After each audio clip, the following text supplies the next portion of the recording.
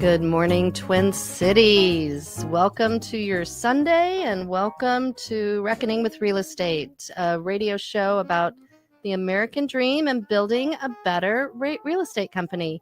We are going to, Megan is here with me. She's Hello. Also with the Real Estate Collaborative. I'm Paige with the Real Estate Collaborative. And we are going to talk a little bit more about the housing justice work that REC does, the Real Estate Collaborative does, in addition to, being a residential home sales company. And our last episode, we talked a lot about Legalize Housing. We talked about the reasons that we created this company to do things a little bit differently. We talked about how important home is.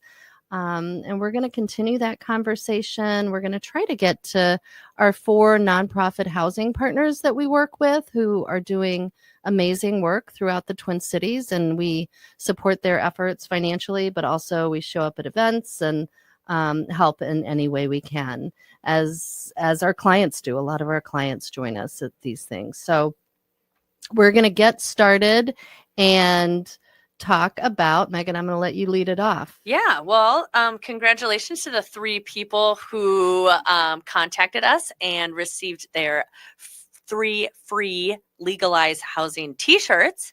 And if you were one of the folks who weren't the first 3 to reach out, well, you can still reach out to us and we can tell you exactly where to get those shirts. And it's a segue into our first housing partner, which is YIMBY Action. And YIMBY stands for Yes in My Backyard. And they're a national organization. But Paige and I are co-leads of the Twin Cities YIMBY nonprofit group here in the cities. And they have many great housing T-shirts. So again, if you were sad about your shirt, they have great ones. My favorite that I like to wear says housing is healthcare. Yes. And YIMBY Action is one of our, like Paige said, 4 housing nonprofits. There's so many out there doing great work, and we want to hear from you. Or if you know of another nonprofit that is working towards housing justice for all, please reach out to us. We, again, are at therecolab.com. That is the THE REC Collab, OLLAB.com. So therecolab.com. We want to hear about more, but today we're going to highlight the 4 that we are currently working with. Yeah. And you did a good job talking about Twin Cities YIMBY. And if you want more information about that organization, there is a website. It's twincitiesyimby.org. And again, YIMBY is Yes in My Backyard. And we get activists together to advocate for more housing in all areas at all price points, because we need to increase the supply of housing so that housing prices moderate and that more future generations will actually be able to afford home ownership. Before the show, we were talking with Brett, our producer, who's awesome and has helped us a ton kind of get this show off the ground. And he had a really good point that, he bought his home in 2019 and housing prices have escalated so fast in the past 6 years in the Twin Cities, primarily because of COVID and when the interest rates dropped to 2 to 3%. And now if he had to rebuy his house again in 2025 today, he probably couldn't afford it. Yep. And I think a lot of people are in that situation, and that's just really kind of sad. And what else? Yes. And instead of waiting around for interest rates to drop, we need to advocate for more housing. If we can, again, in the last episode, we talked about that the Twin Cities is over 100,000 housing units short. So if we can get more housing built, then that would hopefully bring down the price of a home. Well, and I think it would, because like we were talking about too, housing is the classic economic supply and demand model. Supply goes up, demand stays the same, pricing comes down. Yes. If supply goes down and is really restricted, which is what we've been living through for the past, I would say 10, almost 15 years, and there are a ton of buyers in the market, then housing values go up. Mm-hmm. And I think the real estate industry, I'm not going to say it wants housing values to go up, because I don't know that it's like people sitting in a room consciously thinking and talking about this kind of thing. But certainly when real estate companies have percentages, and that's how they're paid, percentage of the sales price, they get a lot more money when housing values go up. So I think there is something to be said for kind of the status quo. We were also talking about that the status quo is what we're trying to fight against, but the real estate industry is pretty stuck in their ways. We were also talking about the real estate industry in terms of interest rates, and talking a lot about wanting interest rates to go down so that more buyers can get into the market, so that more sellers will maybe get off the fence and sell their homes, and more realtors can make more money and companies can make more money. And, when interest rates go down, the plus side is more buyers come into the market, but the supply is so restricted that the negative consequence of that, or the unintended consequence of that, I guess you could say, is housing values start going up again. Yes. And rising at, unsustainable paces. Yes. And I bet the listeners can remember during COVID when rates were low at, upper 2%, 3%. And there were so many articles of an open house having a line of people around the corner, and what that does. And it's tricky. It's crazy. Yeah. And when we have a listing and it's maybe, $300,000-$400,000, so more of a first time home buyer price range, which used to be $100,000-$200,000. Right. But and we get like a ton of offers, and we have to say no to most of them, or the seller does, and they can accept one. It's kind of heartbreaking. It doesn't feel good. No. At all, to know there's that much demand, that people want homeownership and they just can't get into it because the supply is so restricted. So that's YIMBY. That's what we do with YIMBY. So we have 3 other nonprofit housing organizations that we work with. Women's Advocates is one, and that is a domestic violence shelter that houses women and their kids, and actually just people and their kids. I think they're kind of opening it up a little bit more to not be so focused on kind of the gender specific female, which is great. They've been doing a lot of good work around that.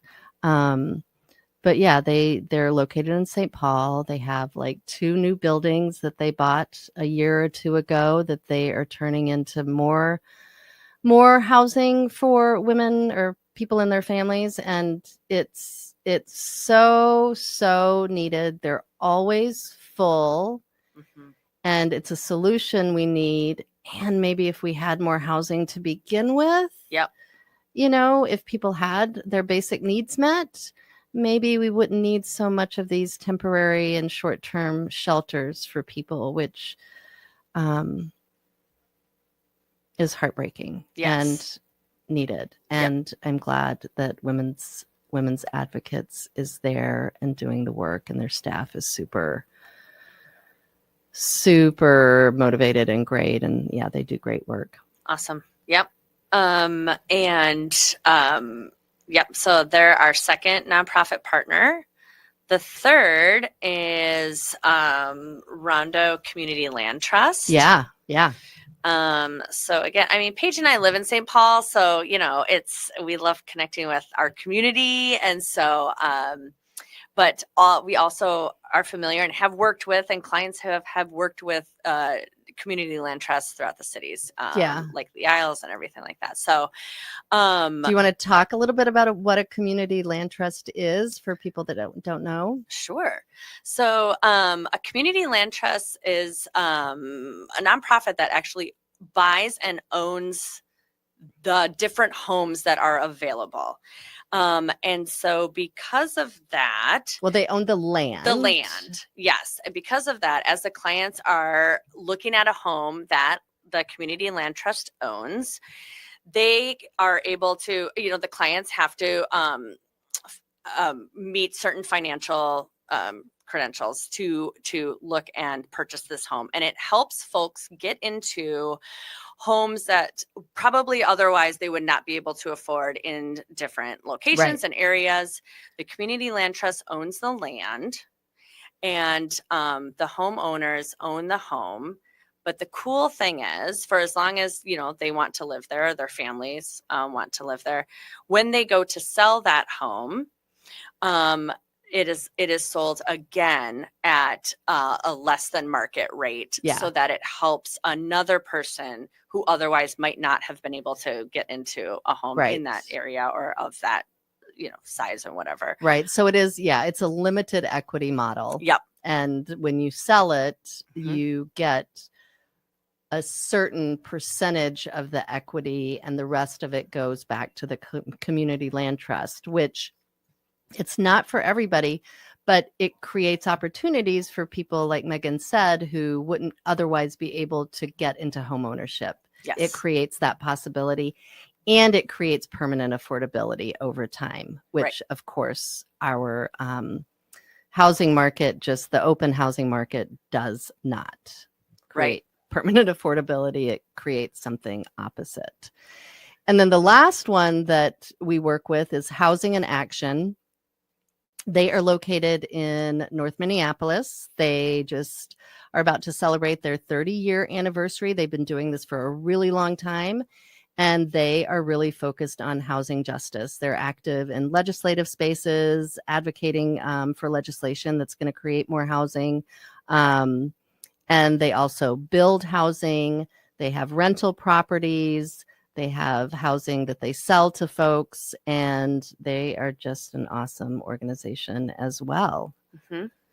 And I think we're going to end with, we're going to end this segment with, I'm going to preview this. Summer Goralik.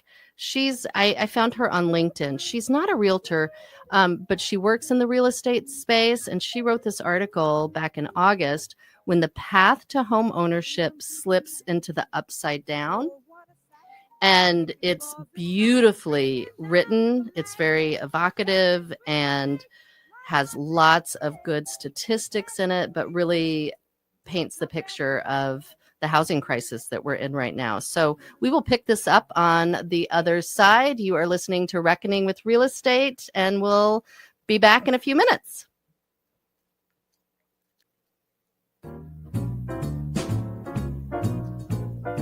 Welcome back to the second segment of Reckoning with Real Estate. I'm Paige, and I'm joined with Megan. We're both from the Real Estate Collaborative. And before the break, I queued up this article by Summer Goralik. And she's on LinkedIn. You can look her up. She is not a realtor, but she's a realtor watchdog, I think is what I'm going to say. She might even be an attorney, but she wrote this really beautiful article about kind of the American dream and how it's slipping away. It's called When the Path to Home Ownership Slips into the Upside Down. I'm just going to read a bit of it, the ending actually. The industry must stop treating high prices as a win and start fighting real affordability.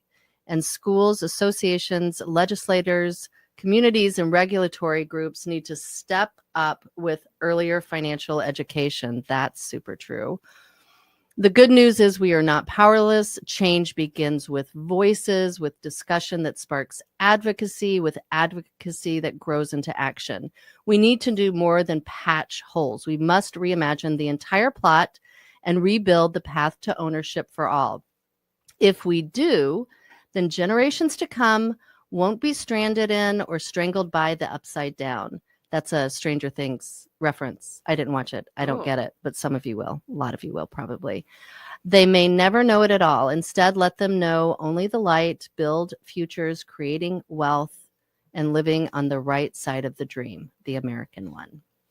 It's a great article. I would recommend reading it, and it kind of ties into what we were talking about with the housing nonprofits that we work with, and that we're trying to do. We're helping people buy and sell homes, and we're doing the housing justice piece of it that is really, we think, super important, and we wish that more of our industry would do this work with us and join us. Yes. And I think we have one correction to make from the previous segment. We misspoke about the Community Land Trust. I'm going to let Megan do that. Yes, I should have said City of Lakes Community Land Trusts. You get a little nervous doing these radio shows. Yes, indeed, so you do. Thank you. But shout out to them and all of the community land trusts throughout Minnesota. And we were just chatting on the break. Paige and I have both had clients. We've toured community land trust owned homes and had clients purchase those homes, and they really are beautiful. And the work, they do a nice job. Yes.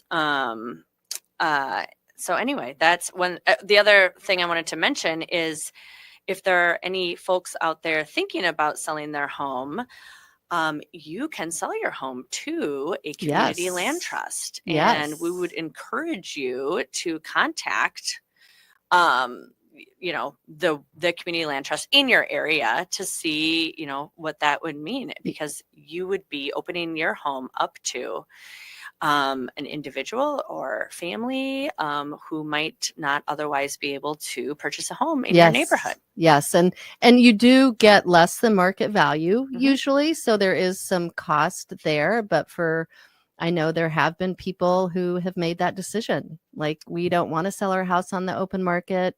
We don't need to maximize its value, and we'd rather sell it to a community land trust where we know, like you said, that it's going to somebody that really needs a hand up for home ownership. So kind of Rondo Community Land Trust is kind of the East Metro Community Land Trust, and then City of Lakes that Megan just mentioned. City of Lakes Community Land Trust is the West Metro, and Minnesota has the highest per capita, the highest concentration of community land trusts in the country, which is kind of cool. Yeah. And there are a lot of good people doing good work around that. And it started, I'm not even going to talk about this because I'm going to get it wrong. A community land trust, the first one was in the South. There's a really cool video about it. And it was sharecroppers got together and started this community land trust. And I think it was hard. They had to fight for it, but they made it happen. I should find that video. I'll try to find the video and post it under this episode. I'm going to make making a note to myself to do that. Okay. The CLT video. Yes, because just going back to the quote that you just wrote, I have had friends talk to me, our kids are middle school age, and they've said, are our kids going to be able to afford a home? Oh, exactly. Yes. And I hope so. Yeah. I was at a community meeting probably a year or two ago in Linden Hills, and there's a group there. I think it's a faith-based organization that is getting people together to advocate for more housing. And there were people that got up, people that were older than us, but had adult children. And one of the reasons they were there was because they knew that their adult children wouldn't even be able to afford. Now, Linden Hills, if you don't know the Twin Cities well, but it's one of the wealthiest areas in Minneapolis, one of the wealthiest neighborhoods. The home prices are really super expensive. But yeah, they were there to say, we need to build more housing in Linden Hills. We need it to be there to be more density, because we want our kids to be able to live here if they choose. So I think a lot of people are joining the housing activism space because of that reason. So it's kind of like everything else. It has to almost become a little personal Yes. Do you remember we were reading the we're in a affordable housing book club, Yeah. and I think it was the one with YIMBY Action, which is the other nonprofit that we spoke about before the break. But it said a movement does not happen until it's felt. Yeah. And yes, for parents of kids who can't afford a home. In our first episode, we spoke about the fact that the median home price right now in the Twin Cities is over $400,000. And to think about that for your first time home buyers. I know. And just 5 years ago, to afford the median valued priced home in the Twin Cities, you had to have a household income of $70,000. And today, 5 years later, just 5 years later, to afford that same home, because prices have gone up so much in that time period, it's $125,000 for household income. So that really puts it in stark yes perspective. Yes. And before the break, also talking about building and getting more homes and YIMBY Action. We, as part of the Twin Cities YIMBY, yes, in my backyard, do advocate for housing of all kinds to be built. But we were mentioning that you and I and so many YIMBYs out there are environmentalists. And clearly we are not talking about sacrificing our green spaces to build everywhere, but in spaces such as Rice Creek Commons in Arden Hills, in a plot of land that has been sitting vacant for 20 years, 30 years. I don't know. It's been a long time. Yeah. That could be what would have been 1,960 housing units. Yeah. That's what we're advocating for. That would make a big impact, a positive impact on, I think the city of Arden Hills. And again, that almost 2,000 homes for people that can put a dent in just all those buyers out there who cannot find a house. Right. Yeah. Right. So that's interesting, though, that the fact that about the community land trusts and that we have so many, and we have also talked about all the nonprofits in Minnesota. Yes. And how many we have. Land of 10,000 nonprofits. Yes. Yes. And so we're focusing on 4, but again, we always want to say, if you know others or if you're part of another housing nonprofit or organization, we would love to hear from you at therecolab.com. And we want to hear more about your work. Yes. And the reason we're talking about our 4 housing nonprofits that we support is that is another way that the Real Estate Collaborative is different from other brokerages that Paige and I have both worked at multiple brokerages, is that we just really do want to go take that next step to say, yes, we want to work with our clients, but also we want to engage in our community to advocate for more homes. And housing.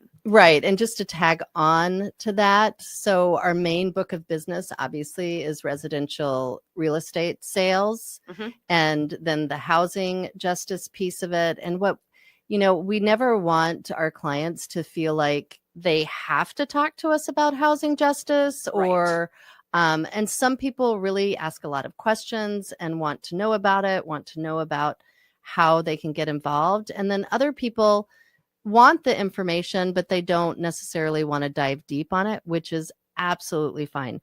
We are here just to provide the resources if people want to connect in that way, provide the information to educate people. One of my favorite quotes that you'll hear me say over and over again is, you don't know what you don't know. And, we talked about the Legalize Housing T-shirts and kind of what that means. And I love it when people ask questions about that. Yes. And one another nonprofit, I suppose, that we are have been have gone through the training with is Just Deeds and mapping prejudice. Yes, I'm glad you mentioned that. So for sellers out there or buyers or anyone who owns a home, if you look up either one of those. You can find out if there is a restrictive covenant A racially Yes. restrictive covenant on your home or the home you're going to buy. Yeah, and just to say a little bit more about that, our association, the National Association of Realtors, back in the 1910s, 1920s, these racially restrictive covenants were put on properties back at that time at the beginning of the 1900s. But the National Association of Realtors helped to draft some of these racially restrictive covenants, which said that nobody could purchase that property, that lot, if they were a certain color, black, brown, yellow, or if they were a certain religion. They were all written somewhat differently, but Mapping Prejudice has gone through Ramsey County, Hennepin County, other counties, and looked at all the records, the abstracts, to find these restrictive covenants. So they have this interactive map on their website. And like Megan said, you can put your address in and it will pop up a map and you can see if your property has a racially restrictive covenant. And we just started doing that for our clients, just so they know. And you can also see how close you are to racially restrictive covenants. Do you want to talk a little bit about Falcon Heights, or the area that your parents live in? Oh, we have to wrap it up. Oh, man. Next time. But visit their website, because when you see those words written out, it takes something else. Yeah. It's pretty sad. Yeah. So thank you for joining us for this half hour on your Sunday morning. We are Paige and Megan with the Real Estate Collaborative, and you have been listening to Reckoning with Real Estate. We hope we see you next week.